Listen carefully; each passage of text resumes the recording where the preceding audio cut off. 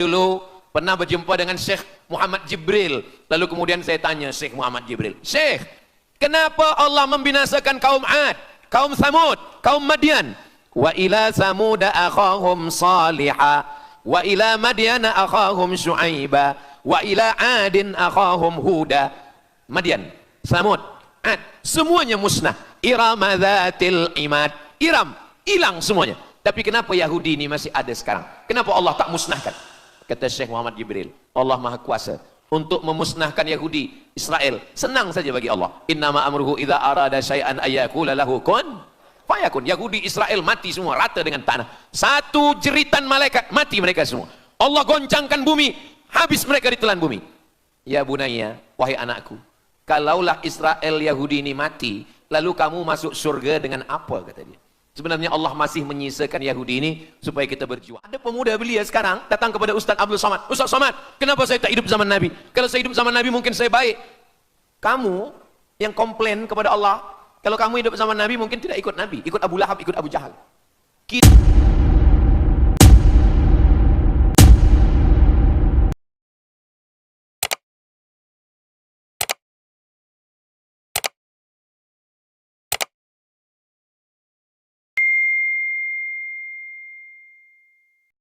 Mengapa Israel ini ingin betul mengambil Palestina ini? Apa yang ada di Palestina? Apakah di Palestina itu ada emas? Apakah di Palestina itu ada perak?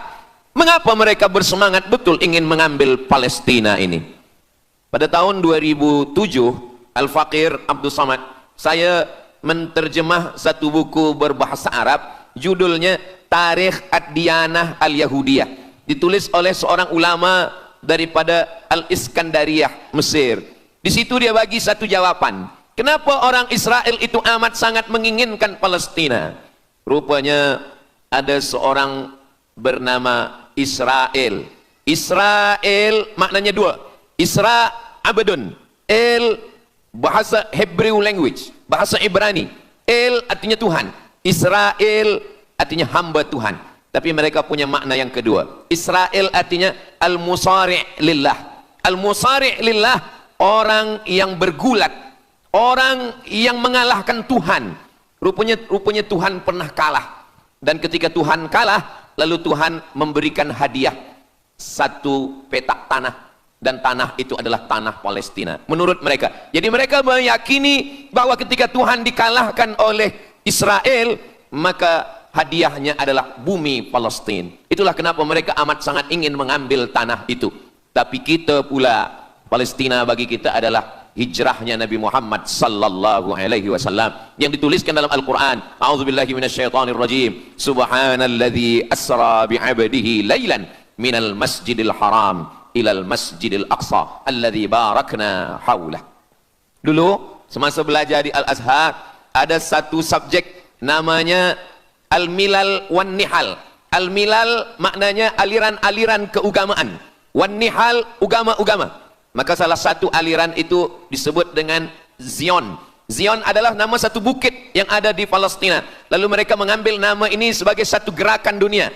Dalam bahasa Arabnya disebut dengan As-Sahyuniyah atau Zionis. Mereka ingin mengembalikan Yahudi ke Palestina.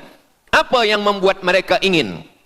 Rupa-rupanya mereka meyakini bahwa mereka menunggu-nunggu seorang lelaki. Lelaki itu bernama Mesyah. Dalam bahasa mereka sebut dengan Mesyah. Dalam bahasa Arabnya adalah Al-Masih. Al-Masih diambil dari kata masaha. Masaha artinya disapu. Kita dalam wudhu ada menyapu. Idza qumtum ila shalah, kalau kamu ingin sembahyang, fasilu wujuhakum, muka dibasuh.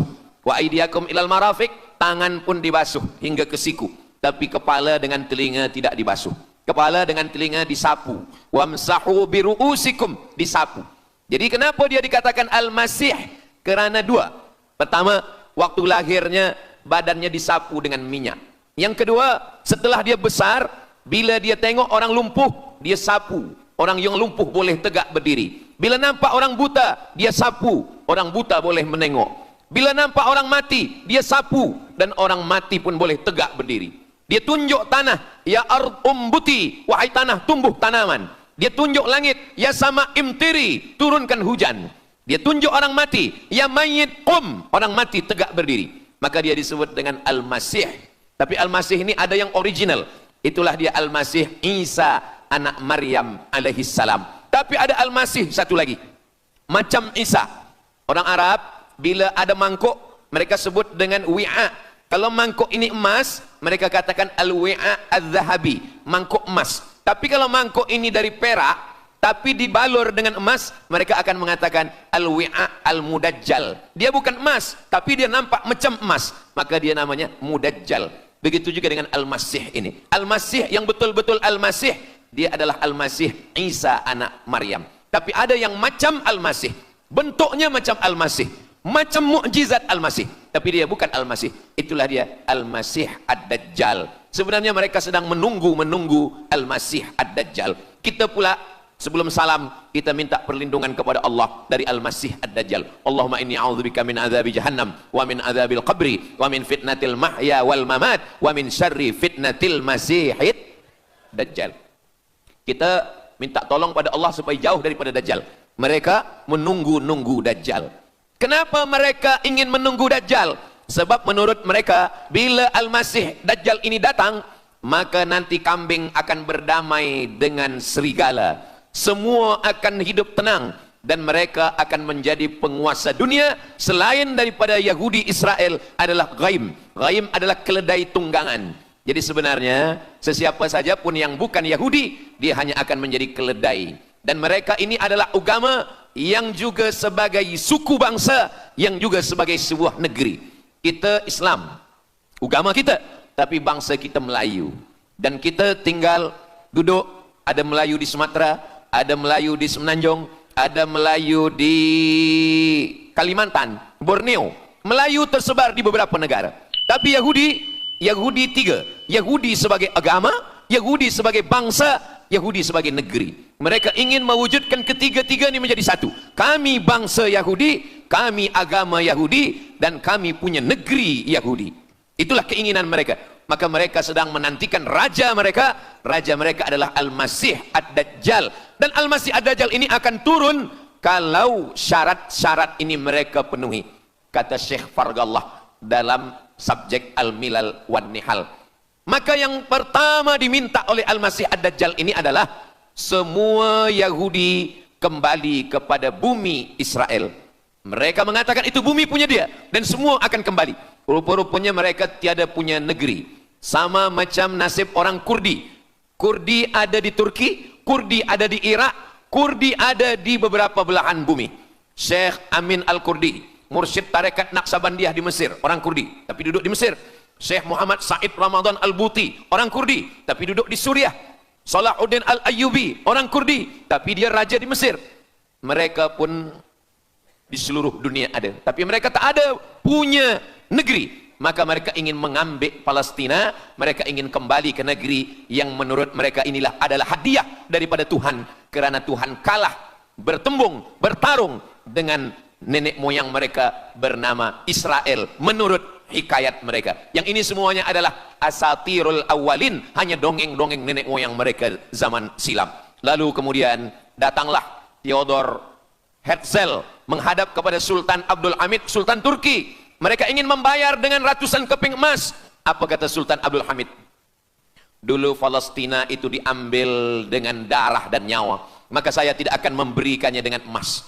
Lalu kemudian apa yang terjadi? Mereka menghalau Sultan Abdul Hamid dengan seorang lelaki bernama Mustafa Kemal Ataturk.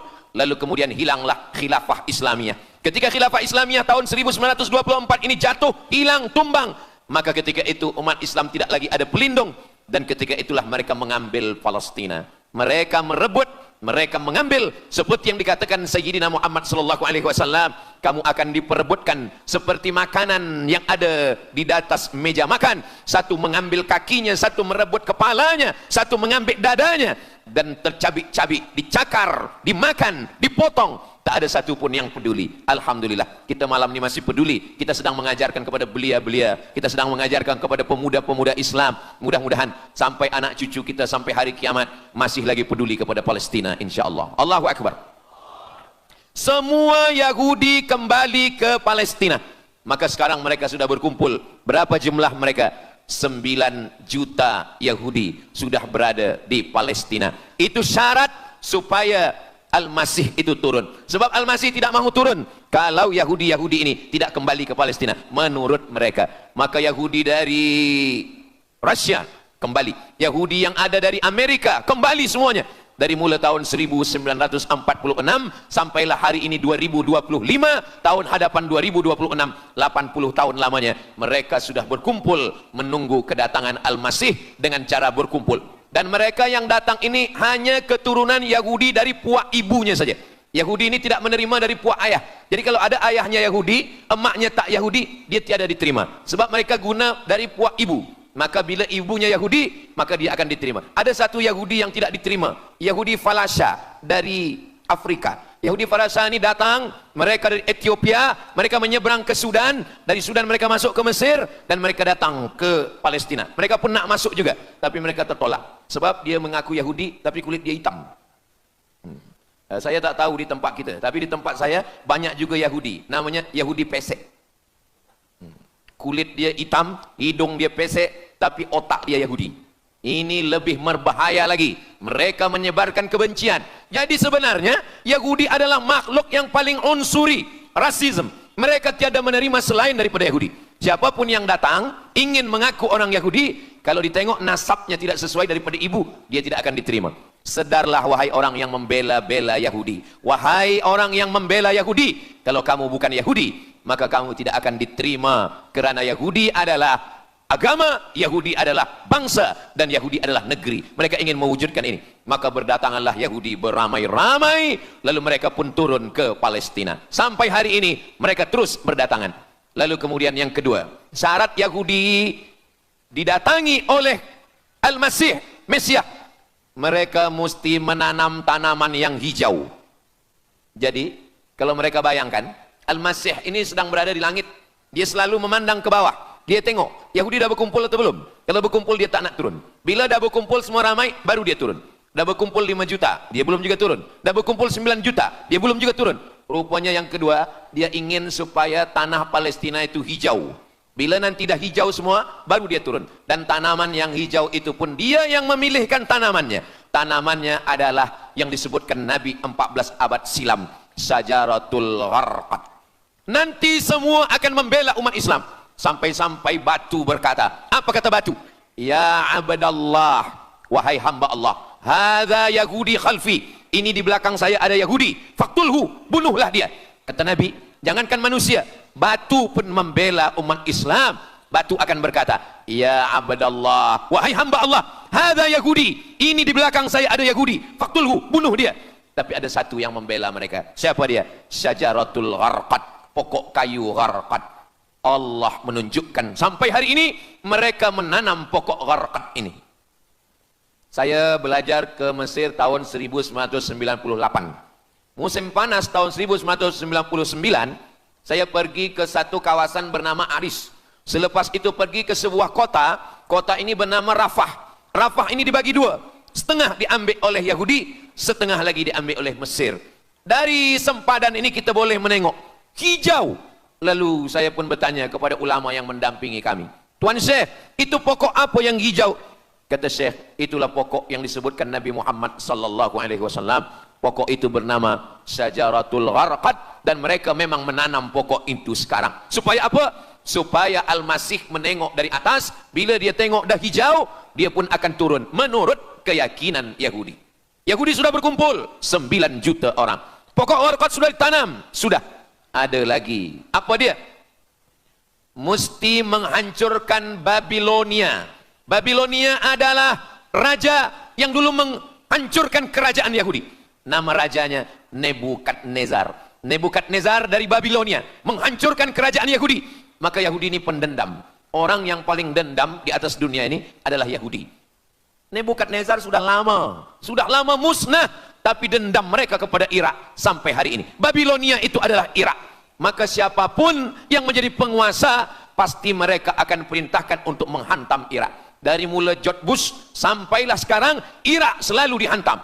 Dituduh bahwa Irak ada punya senjata membunuh manusia. Mereka katakan bahwa Saddam Hussein ini ada memiliki senjata yang boleh menghancurkan peradaban manusia. Akhirnya mereka membunuh Saddam Hussein. Apa yang terjadi? Sampai hari ini Saddam Hussein tiada memiliki apapun untuk menghancurkan umat manusia. Jadi sebenarnya adalah ini agenda daripada Yahudi. Mereka ingin menghancurkan Babilonia, dan Babilonia itu adalah Irak pada zaman modern sekarang ini. Setiap penguasa-penguasa pasti menghancurkan Irak sebab mereka amat sangat benci dan dendam kesumat kepada Irak. Ada buku judulnya Al-Yahud fi Masr, fi Misr, orang Yahudi di Mesir. Lalu kemudian seorang jenderal Yahudi bernama Musa Dayan. Musa Dayan buta matanya sebelah. Lalu Musa Dayan ini meminta kepada Presiden Prancis bernama De Gaulle. Lalu De Gaulle pun menelpon Presiden Mesir bernama Anwar Sadat. Bukunya ada, saya simpan di rumah. Dia katakan bahwa kepada Anwar Sadat, wahai Tuan Presiden Anwar Sadat, ini mami yang ada di Museum Mesir Kaherah itu sedang sakit. Jadi untuk menyehatkannya mesti dibawa ke Prancis, ke Paris. Lalu disediakanlah pesawat terbang untuk membawa mami ini. Dulu saya pernah dengar tazkirah Ustaz Azhar Idrus, jangan anak panggil mami, sebab mami itu inilah mami Fir'aun. Mami return. Ini mami ini sakit, maka dia mesti disehatkan, ada bakteri, maka dia mesti disehatkan, dibawa ke Paris, Prancis. Akhirnya diterbangkan pada masa Presiden Anwar Sadat. Dibawa ke hospital. Sampai di hospital, rupa-rupanya Jenderal Musa Dayan yang buta sebelah sudah menunggu mami. Begitu mami Ramses II, Fir'aun sampai, dia terus meninju muka mami itu. Kenapa? Sebab dia dendam. Inilah yang dulu menghalau nenek moyang dia dari Mesir. Gila. Yahudi ini adalah orang-orang yang gila. Sampai hari ini mereka punya dendam yang tak berkesudahan. Sampai mami yang sudah menjadi kering, kita pun menengoknya biasa-biasa saja. Tapi Musa Dayan melampiaskan dendam kesumat dia sampai pada masa Presiden Anwar Sadat, yang akhirnya Anwar Sadat pun mati terbunuh ditembak oleh Khalid Islambuli. Begitulah Allah Subhanahu wa taala menceritakan saksi sejarah supaya umat Islam faham bagaimana pikiran, bagaimana sakit jiwanya orang-orang Yahudi. Mereka sudah berkumpul di Palestina 9 juta. Tanam-tanaman hijau sudah ditanam. Irak sudah dihantam. Hancur lebur Irak. Apa lagi yang mereka lakukan? Tanah Palestina mesti merah. Tanah Palestina tidak boleh hitam. Tanah Palestina mesti merah. Apa yang membuat tanah Palestina merah? Merah kerana darah budak-budak, anak-anak yang tak berdosa dari Palestina. Jadi kalau ada orang yang hari ini terheran-heran, mengapa mereka membunuh budak kecil? Mengapa mereka menjatuhkan bom untuk menghancurkan rumah, membunuh perempuan yang hamil tiada berdosa? Tapi bila orang faham, dia mengerti, sesungguhnya mereka ingin supaya darah anak-anak yang tiada berdosa itu tumpah. Kalau darah itu sudah tumpah, disitulah mereka menantikan supaya Al-Masih Mesiah itu turun membela. Sebab itu adalah raja di raja mereka. Apa yang terjadi sebenarnya hari ini? Yang terjadi sebenarnya adalah mereka membangun, membina sebuah kerajaan dari khayal, dari fikiran gila. Maka ada seorang yang tidak percaya kepada Allah, dia atheist, dia tak percaya kepada Tuhan, namanya Roger Jaroudi. Tapi akhirnya dia dapat hidayah, dia masuk Islam. Selepas masuk Islam, dia tulis buku bahwa Israel, Yahudi mendirikan negara berdasarkan mitologi, berdasarkan khurafat, berdasarkan kisah-kisah bohong, dusta. Tapi mereka percaya dengan dusta itu. Lalu kemudian Roger Jaroudi ditangkap oleh pemerintah Prancis, dimasukkan ke dalam penjara. Bukunya diterjemahkan ke dalam bahasa Arab, diterjemahkan ke dalam bahasa Melayu. Roger Jaroudi, bagaimana orang Yahudi Israel membina kerajaan negara berdasarkan khayal, berdasarkan tipu, berdasarkan dusta, berdasarkan mitologi, berdasarkan asatirul awalin, dongeng-dongeng daripada nenek moyang mereka dulu. Lalu kemudian hari ini kita sudah menengok, darah itu sudah tumpah merata-rata di tanah Palestina. Kenapa Al-Masih Mesiah belum juga turun? Kenapa belum datang juga Mesiah yang mereka tunggu itu? Rupanya ada syarat lagi yang belum. Apa dia? Mereka mesti membina satu yang disebut dengan Haikal Sulaiman, Temple of King Solomon. Mereka meyakini bahwa raja mereka adalah Solomon, dan dia ada sebuah kuil yang mereka sebut, mereka tulis bukunya, Temple of King Solomon. Di mana letaknya? Letaknya adalah di atas Al-Masjidil Aqsa. Mereka ingin menghancurkan Al-Masjidil Aqsa, diratakan dengan tanah. Nanti mereka akan bina Temple of King Solomon. Selepas itu mereka siapkan satu kerusi singgasana. Selepas itu nanti barulah turun Al-Masih, Mesiah yang dijanjikan menurut mereka. Yang semuanya ini adalah dusta, bohong, tipu daripada Zionis, kerana mereka ingin menguasai dan mereka ingin membuat sebuah negara yang sangat besar, yang negara itu disebut dengan The Great Israelian. Israel Raya, dia dari dua sungai. Biasanya orang membuat map itu rahasia. Map biasanya rahasia yang disimpan, tapi orang Yahudi Israel, mereka buatkan mapnya di dalam bendera mereka.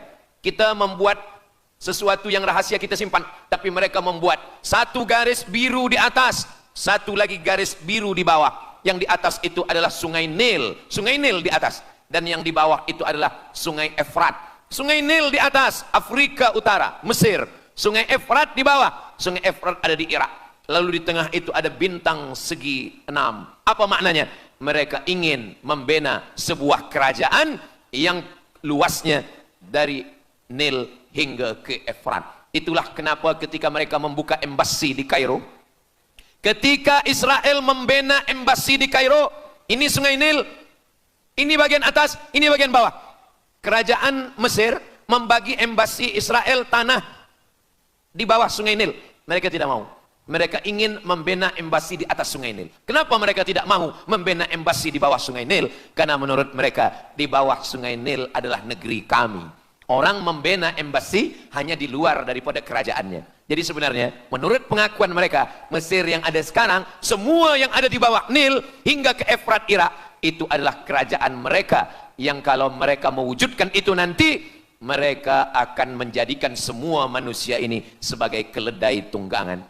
Alhamdulillah, itu disampaikan oleh Syekh Fargallah. Lalu kemudian kami membacanya, mempelajarinya, beliau bacakan di kelas, dan hari ini saya amat sangat bersenang hati.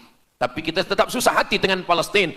Saya merasa senang hati sebab saya boleh menyampaikannya kepada para belia pemuda muslimin muslimat yang hadir malam ini. Macam mana suara saya, jelas tak jelas? Jelas. Yang saya sampaikan ini boleh faham? Alhamdulillah. Yang tak faham nanti faham sendiri insyaallah. Begitulah Allah Subhanahu wa taala. Saya dulu pernah berjumpa dengan Syekh Muhammad Jibril. Lalu kemudian saya tanya Syekh Muhammad Jibril, "Syekh, kenapa Allah membinasakan kaum Ad, kaum Samud, kaum Madian? Wa ila Samud akhahum Salihah, wa ila Madian akhahum Syuaiba, wa ila Adin akhahum Huda." Madian, Samud, Ad, semuanya musnah. Iram dzatil imad, Iram hilang semuanya. Tapi kenapa Yahudi ini masih ada sekarang? Kenapa Allah tak musnahkan? Kata Syekh Muhammad Jibril, Allah Maha Kuasa untuk memusnahkan Yahudi Israel. Senang saja bagi Allah. Innama amruhu idza arada syai'an ayyakula lahu kun fayakun. Yahudi Israel mati semua rata dengan tanah. Satu jeritan malaikat mati mereka semua. Allah goncangkan bumi, habis mereka ditelan bumi. Ya bunayya, wahai anakku, kalaulah Israel Yahudi ini mati, lalu kamu masuk surga dengan apa, kata dia. Sebenarnya Allah masih menyisakan Yahudi ini supaya kita berjuang. Sekarang ada umat Islam yang amat sangat lemah. Dia bukannya ikut berjuang, tapi melemahkan perjuangan orang. Bila ada umat Islam yang berkumpul beramai-ramai, solidariti tentang Palestin, dia berkata, katanya Allah Maha Kuasa, kenapa Allah tak binasakan? Dulu, arsalna alaihim tayran ababil, datang burung ababil, tarmihim bi'ijaratin min sijil. Mana ababil sekarang? Kenapa Allah tak kirimkan ababil? Saya pun pernah tanyakan ini kepada masyayikh, Syekh, kenapa Allah tak kirimkan ababil? Dulu ketika Abdul Muttalib memegang kunci Ka'bah, masa itu tak ada orang beriman. Abdul Muttalib bersendirian, lalu kemudian dia datang ke Ka'bah, dia letakkan kunci itu. Ya Allah, inna lihadzal baiti rabban yahmih. Saya sendiri seorang saja, saya tak sanggup untuk menolong Ka'bah. Inna lihadzal baiti rabban yahmih. Ka'bah ini ada pemiliknya, Ka'bah ini ada pelindungnya, Allah akan melindungi. Itulah mengapa Allah mengirimkan alam tara kaifa fa'ala rabbuka bi ashabil fil alam yaj'al kaidahum fi tadlil. Kenapa Allah kirimkan tayran ababil?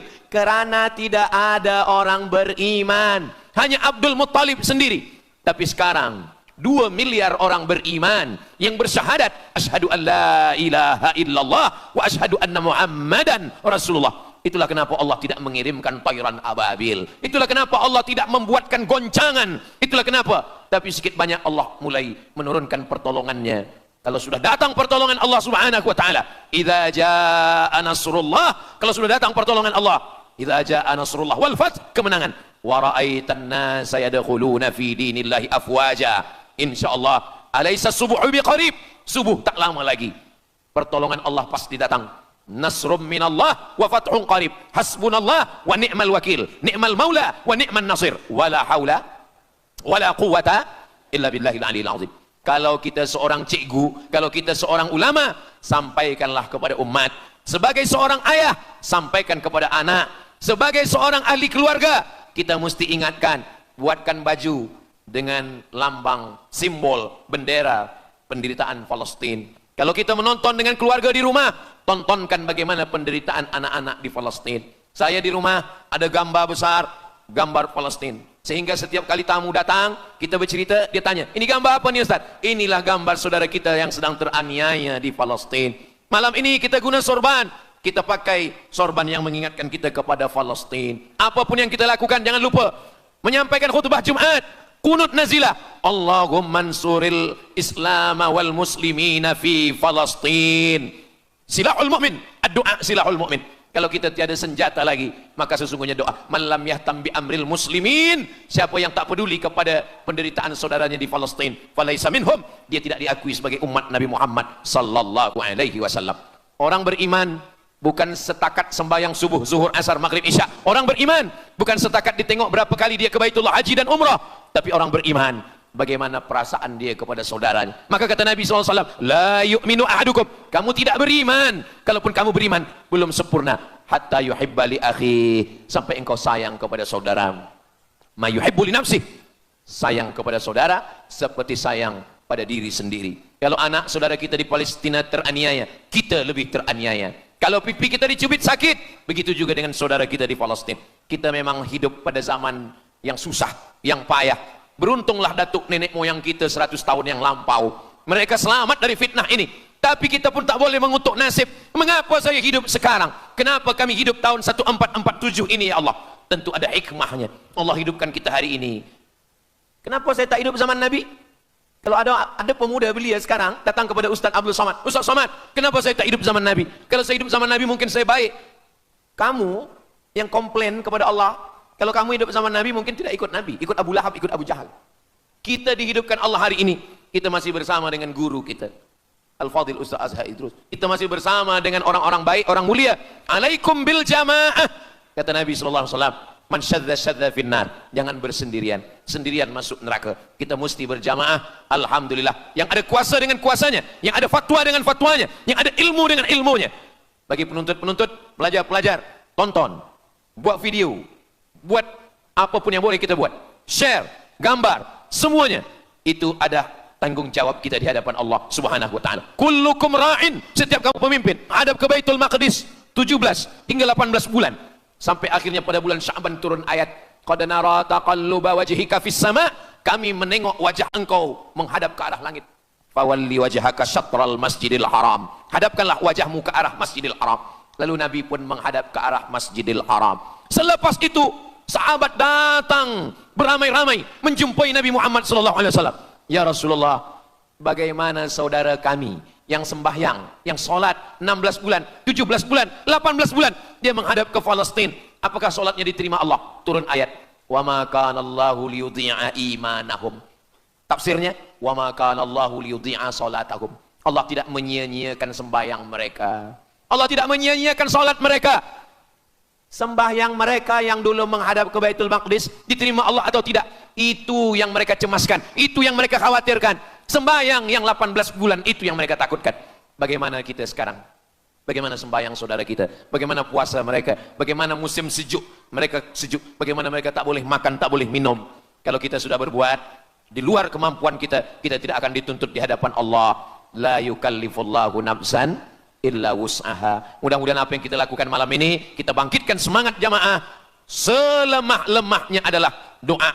Selemah-lemah kekuatan orang beriman adalah melafazkan doa kepada Allah supaya Allah memberikan pertolongan. Tak ada yang susah bagi Allah Subhanahu wa taala. Itulah yang boleh Al-Fakir sampaikan pada malam hari ini, solidariti kita tentang Palestina. Mudah-mudahan ada manfaatnya. Banyak cakap kata yang tak berkenan di hati, menyinggung perasaan. Saya memohon maaf, beribu-ribu maaf. Mudah-mudahan yang kita lakukan malam ini diridhoi Allah Subhanahu wa taala dan boleh kita bawa bekal menghadap Allah. Bila kita mati ditanya oleh Allah, inilah jawaban kita. Kami sudah berkumpul, kami sudah bangkitkan semangat, kami sudah berdoa, kami sudah menjelaskan bagaimana jahatnya Yahudi di Palestina. Akhirnya saya tutup dengan pantun penutup, menangkap puyuh di Bukit Selasi. Thank you dan terima kasih. Aku qauli hadza astaghfirullah li wa lakum. Allahu akbar. Allahu akbar. Allahu akbar. Sallu ala Nabi Muhammad. Allahumma salli ala Sayyidina Muhammad wa ala ali Sayyidina Muhammad. Terima kasih segala perhatian. Mohon maaf segala kesilapan dan kekhilafan. Wassalamualaikum warahmatullahi wabarakatuh.